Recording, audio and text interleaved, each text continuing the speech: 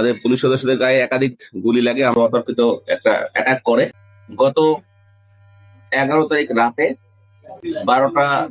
রাত 12:10 সময় আমাদের মহেশখালীতে যে কালারমছড়া আছে, কালারমছড়াতে আমাদের পুলিশ টহল টিম যখন ওখানে নিয়মিত টহল করতে যায়, এই সময় কালারমছড়া ওখানে একটা ডাকাতের প্রস্তুতি করার একটা গ্রুপ ওখানে ছিল।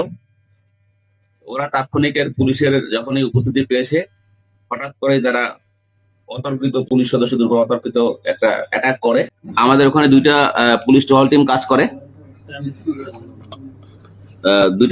কাজ করে, তো পরবর্তীতে সেকেন্ড টহল টিম যখন গেছে তখন ডাকাতরা পালিয়ে গেছে।